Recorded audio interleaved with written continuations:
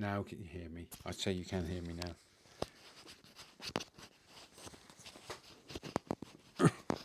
Put that there. Oh my God, shut up, for God's sake. Yes, oh, it's brilliant. Okay, it's on now. Yes, how are you? I would say I've only just got into my studio to do some work, and it's 5:20 because I was cooking all day, and I did a huge curry, a lamb curry, and started cooking at 1, to try and eat at 2. And well, by the time I got to 2 o'clock, the lamb wasn't cooked enough. It was still tough. 2:30. No, we ended up eating at 3:15. Oh yes, you just reminded me of something. Not to worry. Okay, so what I'm going to do is a little bit of sketching. So that's it. That's all. That's all this is about. So do talk to me. Do send me some messages and keep my spirits up. Let's have a look. Teaching was no, that's not it. Okay.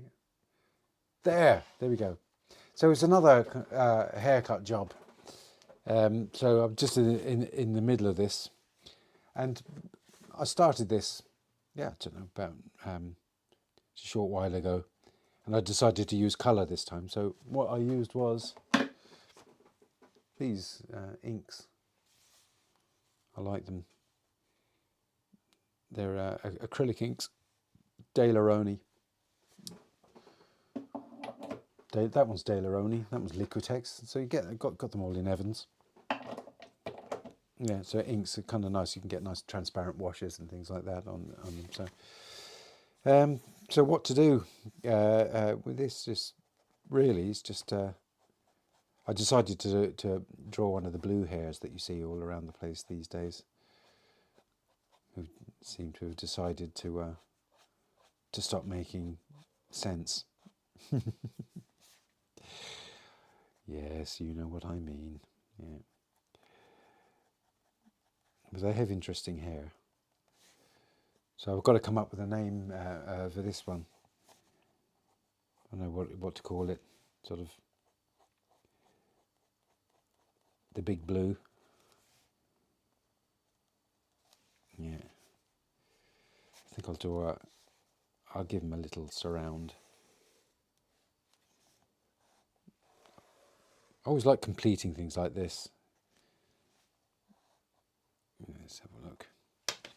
And so in that case, what I'll do is I'll get my Indian ink.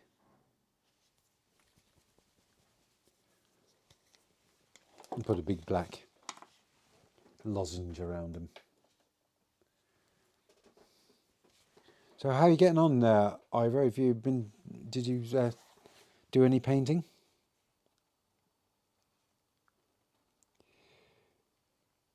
I must admit I was a bit shattered last night now after I did a day of teaching. Not a day of teaching, I did a morning of teaching. And then I got in the live stream has to be done no matter what condition I'm in.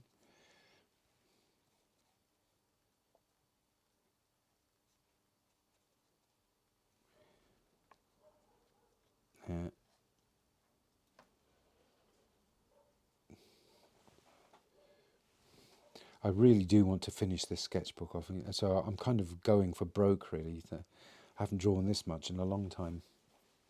I'm going to have to. How do you get? Oh, yeah, right. Okay, the coffee thing.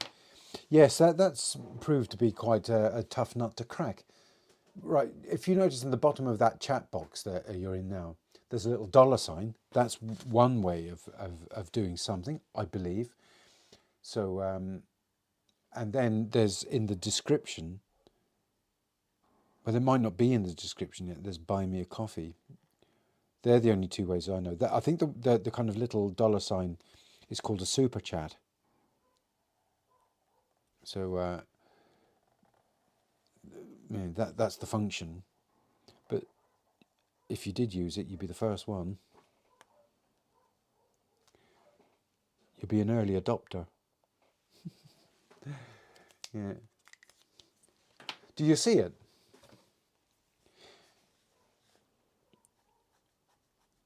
it'd been kind of much easier. I mean, I find it much easier to talk to people face to face, like even with Zoom, rather than talking at a chat box. But I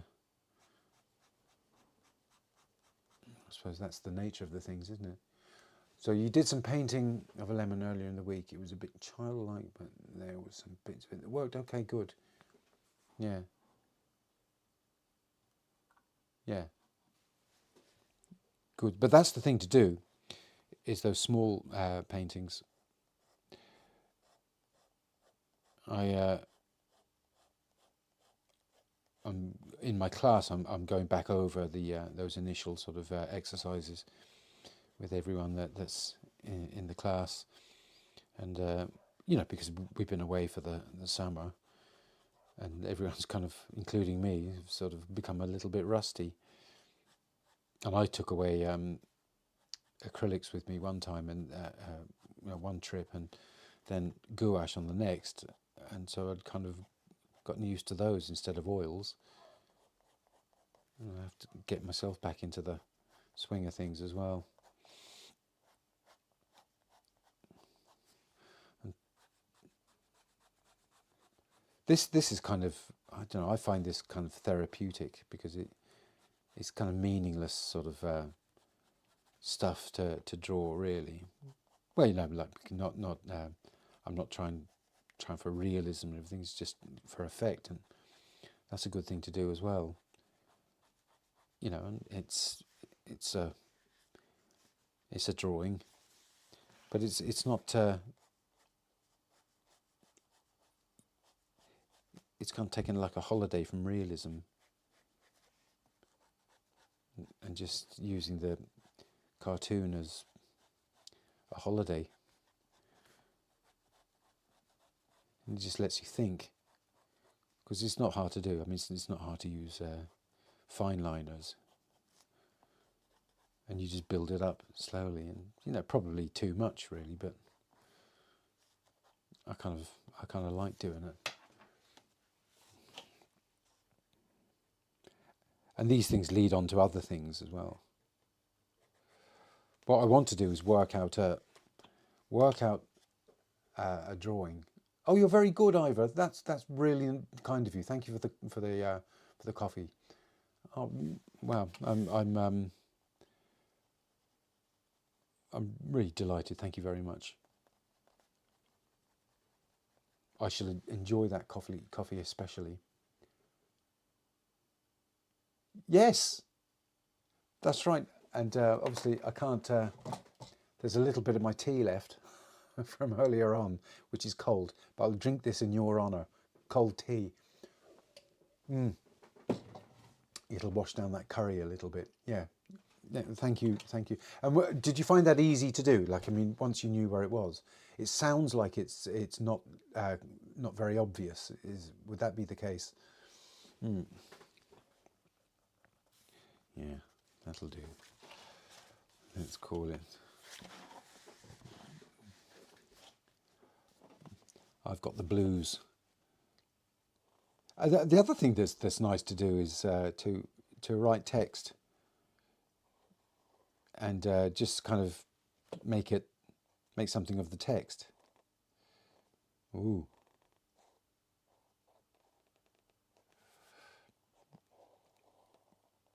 I've got some things that I do quite a lot, like these big sort of long E's.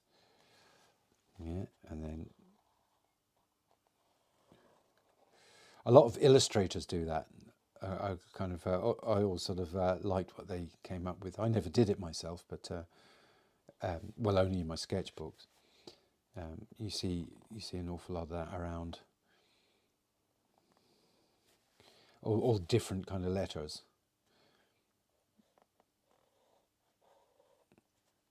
That can go up there like that.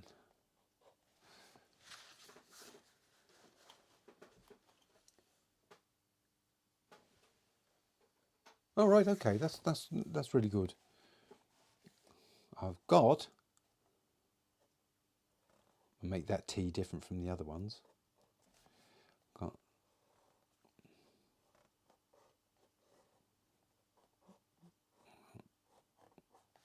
there. I'll make that one a curly E as well.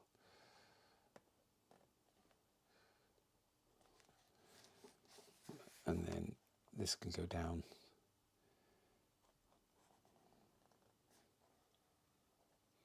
Up there and just come round his head. That still looks like a bee, doesn't it?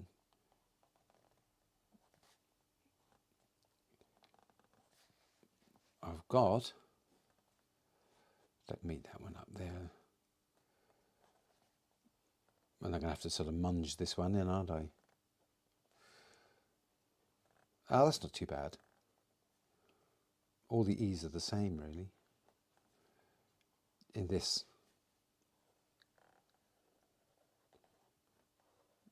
No. There. That'll do.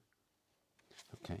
And then, instead of just leaving it be, you can decorate it. Well, I like it. There's artists like Steve Simpson. I don't know whether you know him. He's an illustrator, English guy, but he's living here many years. And I know him from when we first started up the Illustrators Guild. You know? And I always liked the way he did decorations on everything, and then decorations within the decorations. Really good. You know, so here he'd put in sort of maybe little I don't know what you call them, little dotted lines in something, and then you might put the drop shadow in a different spot, and then he might not put in a drop shadow at all, but he might sort of say, for instance, decorate around a letter like that. It doesn't matter really, because once you sort of get it all done, unless you really make a bags of it, it'll look great. What could I do with that one? Oh yeah, there's another thing that he would do. He'd sort of kind of half the letter. It's a kind of a style. You see it quite a lot, and maybe you'd sort of have ends to your risers like that, and then block that part in. It's kind of like what they call playbill, isn't it? The font, it's like a circus font. You know, do some of that. And then what else? Do the same here. No, I won't do the same. That'd be silly. We'll do other decorations. Hello, Canada. How are you doing? Let me just turn that camera around a bit there. How's things? This is a bit of an impromptu thing. I can't even remember what time. Did I do this last week? Was it the same time, or am I late or early? I put a nice big drop shadow on this one, and then have it coming around his head. Yeah, like that. Gorgeous day. Well, damn you anyway. It wasn't that great here. It was okay, but I didn't see very much of it because I was cooking. Put that in there like that. I wonder, is this style sort of still as current as I think it is? Because I mean, it's been going. I remember looking at this stuff, God, I mean, easily 20 years ago. So is it as current anymore? It's certainly very creative. I like it. All these handwritten type you got on designs and packaging, actually.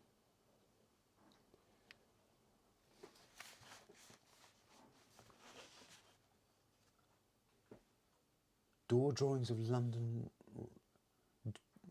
Door drawings? Explain that one a little bit.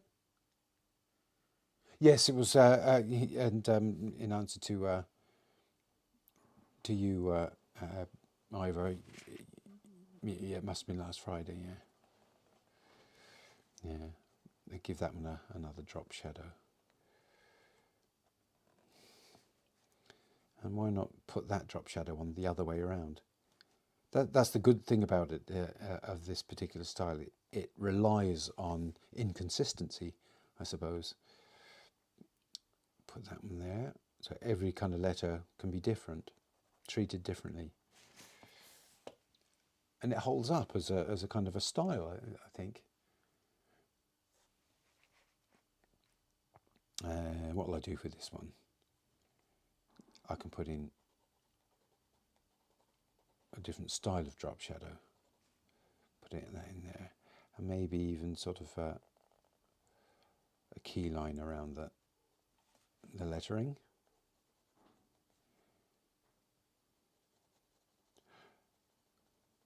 And I know Steve Simpson would he would do all his drawings in blue pencil, that kind of thing, and then you bring it into Photoshop and trace around all the drawings, so everything would everything sort of becomes movable. You can place things differently.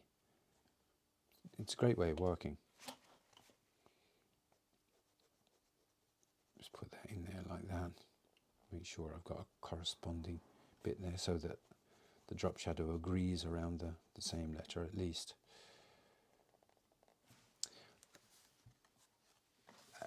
Not Copic pens. This is... I bought this in France there a couple of weeks ago, so I don't know the brand. Pigma Micron 0.1. And then I've got that one, it's a Faber-Castell, or Faber-Castell or whatever. That's a Pitt, P-I-T-T artist. That's a brush pen, that one. But it's just like a fiber tip, except it's longer, and it doesn't feel like a brush anyway, that's for sure. Then I've got ink. That's Indian ink. If I tip it that way, you can just see that written there. And then for the colour, I use these, and those are acrylic inks. They're nice to use. Oh, Gustave Doré, right, I don't know, is that Doré? I don't know, I'm such an ignoramus. There you go, that's those ones, acrylic inks. I must look at them because I've just revealed my ignorance. I'll put a wavy line in that. Darken that bit there, darken that bit there. And this could do with some decoration in it as well.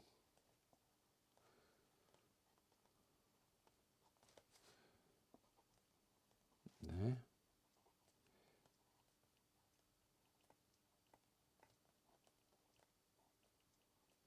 Stuff like that. I mean, I don't do illustrations like this, but it's nice to put in the sketchbook. That can go there. Oh, the other thing that he would do as well, and in his drawings, I'm not quite sure how he did it. I was looking at it one time, studying it.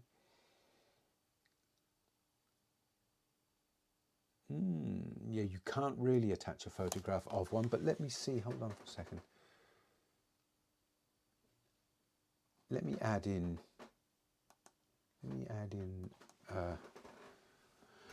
what do you call it? A browser. Let's see if I can do this. Might work. Okay. See me, hold on, you might not see me. Let me just copy that. Copy.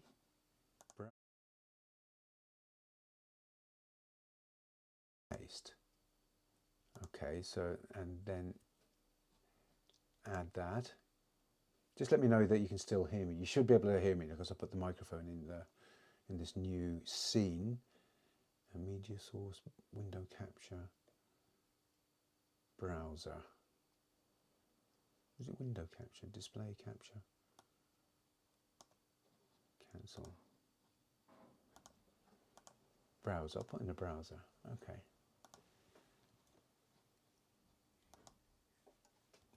I might be sort of asking a bit too much of myself here, but Gustav drawings of London. Gustav door. Okay. Oh wow. Yeah. Yeah, they do look like etchings, don't they? I'm trying to sort of find a Guardian Victorian web, Gustav door. Dore. Okay, okay. Visit. And I'll copy that, and then go to this, and then say that's 1280 by 720. This is interesting to do, so don't. Okay, is that going to work? Yes, it did work, didn't it? So hang on, can I?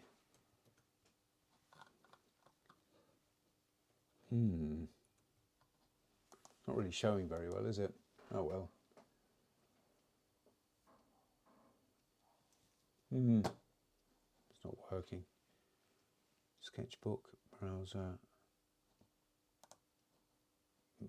window capture.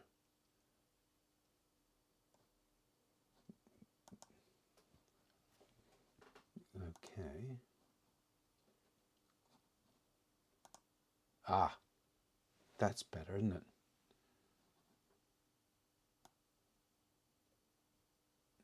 Yes, I see.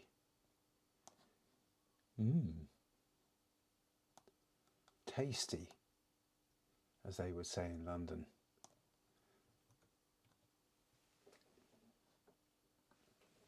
They're beautiful, aren't they? Absolutely beautiful. Let's have a look at that. It's so detailed, yeah.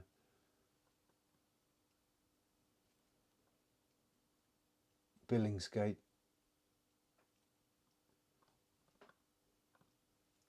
Oh yeah, great figure work as well. Super duper. It's a bit like kind of Hogarth in its in the themes, sort of squalor. So that one there you can see now is In the Court by Sir Luke Fields, used as a frontispiece for Charles Dickens' The Mystery of Edmund Drood and Other Stories. Yeah, couldn't. Must read up about Doré. Wouldn't have time for it right now, but I'm going to go back to those beginning ones. They're very haunting. Whoa!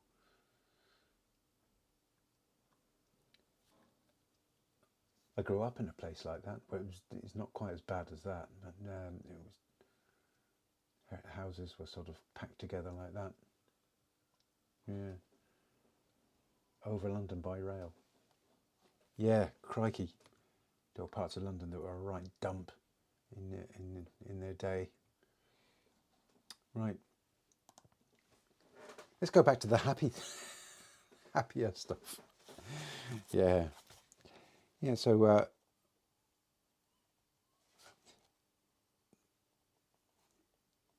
there we go.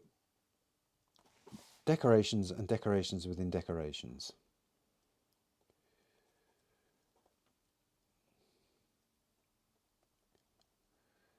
Yeah.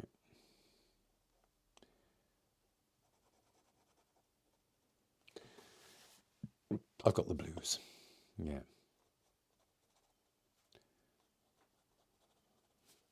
Fun. And then, you might put a kind of a thing there. Oh yes, that's what I was going to say about Simpson. Is he would just have these little spirals everywhere.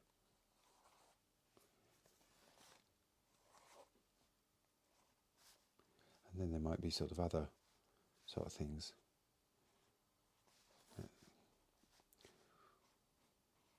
leaves and stuff. Kind of indeterminate things, really. He was huge. I mean, probably still is. You know, he used to be invited out all around the world to lecture. So he had a really accessible style that it was very pleasing. Designers loved it. I think my stuff was probably a bit sort of dismal, you know. Yeah, in comparison. There you go, I've got the blues. Yes, PM, they would terrify me as well, especially Hogarth. You know, gin-soaked people, babies sort of being neglected in the street and all that kind of stuff. It's kind of awful, really. Yeah. Decorations. That'll do.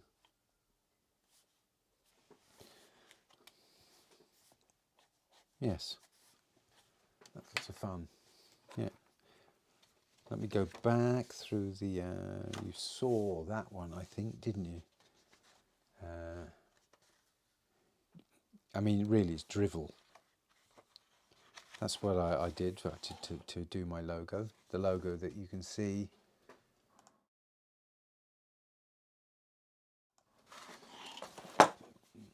Oh, sugar. I've just spilled me ink. God. I'm so pushed for space here. You'll have to come over sometime, Ivor, since you're local. Have a cup of coffee. Let me just clear that up. Oh my gosh, it's gone everywhere. And I don't have any kitchen towels. That's the joys of having an artist studio, really, I suppose, isn't it? Of too many things anyway. Look at that. Here, hang on. Sorry, I'm in the wrong. There. Yeah, so that's... No, PM, I don't know. I don't particularly like looking at Hogarth anyway, so I just kind of got a bit... I'm not sort of... I am impressed with what they used to do in the 18th century, but I don't really like it. I don't like all those paintings of bigwigs that they have in the National Gallery here, or I'm not fond of those. Well, isn't it they call it the picaresque? Sort of all those landscapes and with country houses in the background.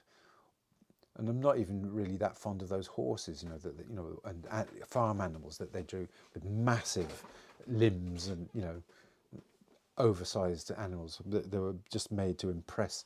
Somebody could get these things painted just to impress their neighbours. It was a strange time, and yeah, I don't know. I much preferred when the art became freer, with the Impressionists. I even prefer medieval art to that, and Renaissance art. But even then, you got all those religious themes and everything. So they were the biggest patrons of the time. So lots of religious themes. Like everyone sort of loves the Taking of Christ here, which is painted by Caravaggio, and was found in an old religious house, I think. And it is great and everything, but it's quite sort of dark. And you could be right there, PM. I'm not sure. Well, let's just call it picturesque then. There were lots of paintings of bucolic scenes, that were had a kind of what would you call it? Were almost sort of misty, kind of golden hour sort of look to them.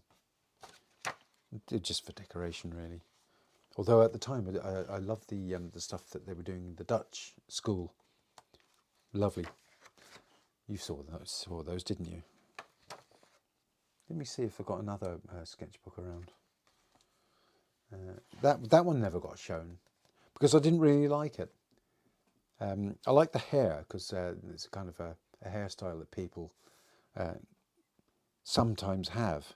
I think the hair grows like that naturally. But it's also a bit like that finger wave that they used to have in the 1930s. But that wasn't intentional, wasn't intended to be like that. And this is sketches for a possible painting. Let me have a look, loads and loads. Let me have a look, let me have a look, let me have a look. Let's get this out of the way.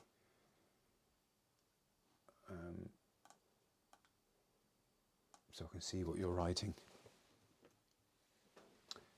Loads and loads of okay. Whole lit movements too. Romanticism, that's what it was, wasn't it? I've got a terrible memory for that kind of thing, because I wasn't well educated in it anyway, so I struggle to sort of think of all the different movements that were that passed or in the past. Let me have a look. I did, hang on.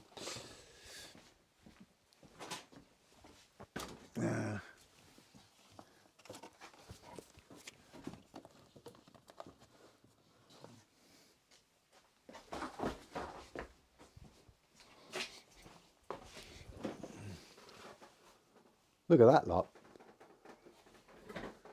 All the sketches, sketchbooks. Let's see if I can go back to somewhere near the beginning. I don't know what was in. That's kind of an early-ish one, isn't it?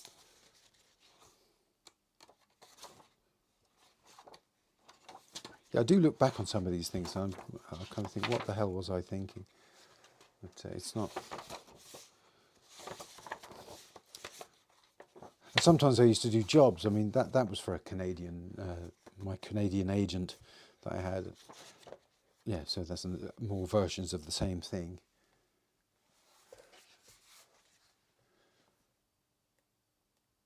Yeah, that was for a cover for some kind of, I don't know, legal magazine, I think.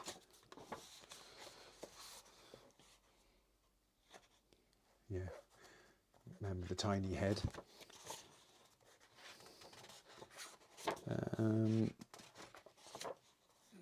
Oh yeah, that was my little comment on the Northern Ireland parades, orange parades. A leprechaun, a demented leprechaun.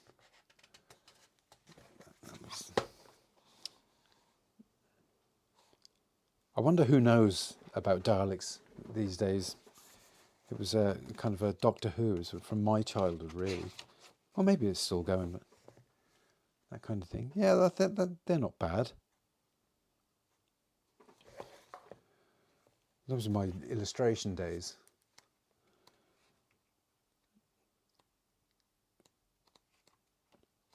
See anything else interesting in here? See, that was a job there. That was for a legal magazine. I kind of resent the fact that it's in my sketchbook.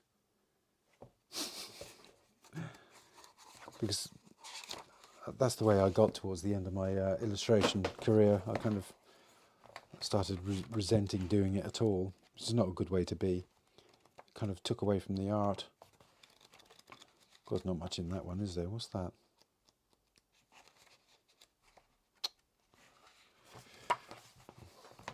Oh, that was just I'd just read The Third Policeman. I was trying to sort of draw my image of... Because there's one point, isn't it, where one of the policemen is sort of taking apart this box and it's getting smaller and smaller and smaller. It's an absolute nightmare. You know, it's a vision of hell, that book, even though it's very funny. It really is a vision of hell. Gouache, that was gouache. That one that you saw, those colour ones, yeah. I did an awful lot of in pencil.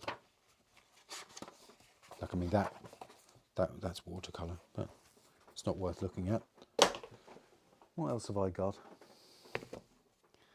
That's those inks. That must have been a relatively recent sketchbook. That was while I was sitting in a pub. But I do like looking at these things because I actually remember being there. I remember the circumstances. It was a cafe, actually. Sorry, beg your pardon. And yeah, I was in the cafe in town, and I sketched the people around me. And I'd just been to see the Soraya show, Joachim Soraya, I think. Very, very, very impressive painter. Bloody hell.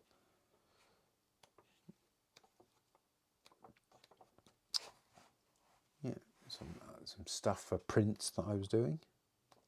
Sketches for prints. Look, that's those ink bottles. I drew them with my left hand. I think that's what it was. Oh, that's right, and that was during COVID, where I just sat there when I was in Zoom meetings with people, drawing the people that were just staring at the screen. Oh, there's some more, yeah. Biro, ballpoint pen, those.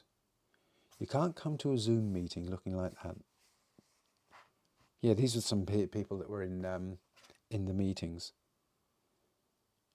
It was actually a good way of getting some drawing done, but I lost concentration in the meetings, though. That obviously wasn't a person. That would be ridiculous. Yeah. Now let me have a look at that. You discovered a black and white photographer who does betwixt and between liminal photos. There's that word again. I will look for the name. Yeah, do. And email me, because you might not find it by the time this thing is over, because graphite ink etches. That's interesting. Okay, I wonder what that's like. I love that word liminal. I'm going to use it. I'm going to use that in a dinner party, and then somebody will ask me what it actually means, and I won't know. Yes, I will. I'll be all right. What else is it in here? Yeah.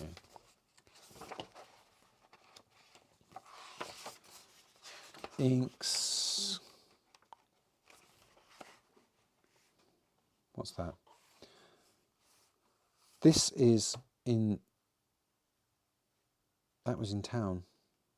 That was off Camden Street, actually. The sky is a blank, milky light, total cloud cover on an August evening. Sounds like this year. Lots of people out to begin their evening's entertainment, and I'm thinking about walking home for an evening's telly. Okay. Oh yeah, that's right, looking out from Whelan's on the grey Friday evening. We get a lot of grey evenings. Oh wow, bloody hell. Yes, that was Sandymount. I brought my inks out with me, and I sat in the little triangle park in Sandymount and drew it, and then went mad with the colour. So that's ink, Indian ink and acrylic inks.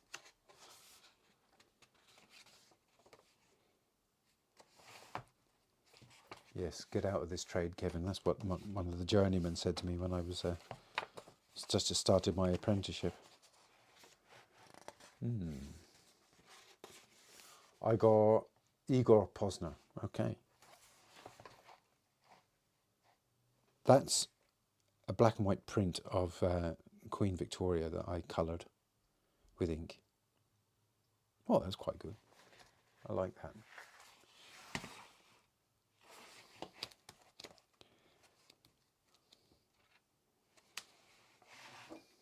Who's that? Jean-Joseph Etienne Lenoir. He invented the spark plug. That's right, I think. Yeah.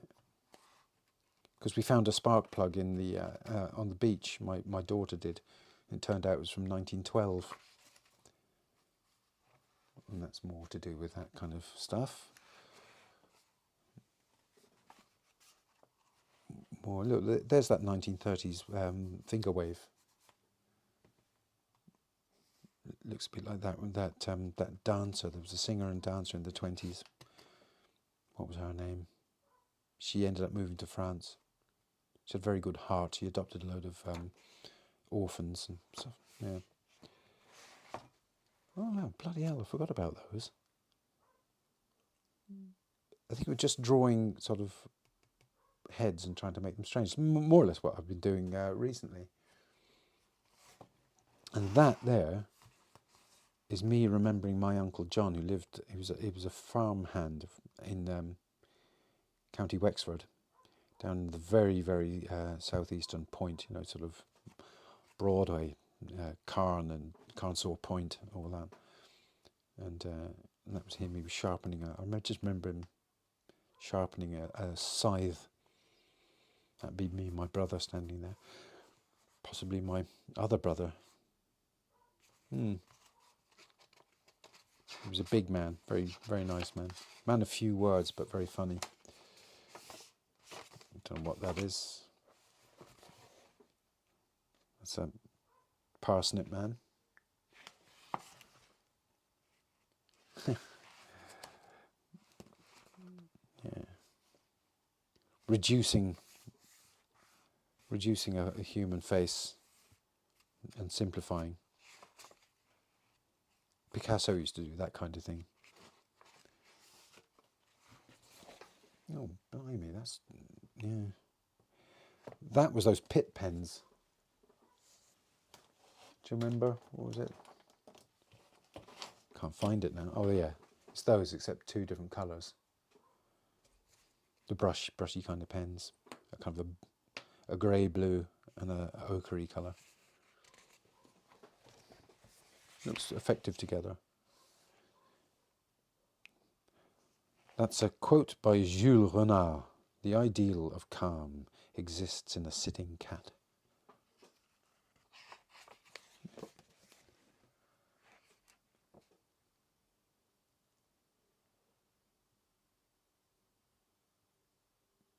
It's interesting. God, you've got a very literary turn of phrase there, PM. Might even sort of copy and paste that.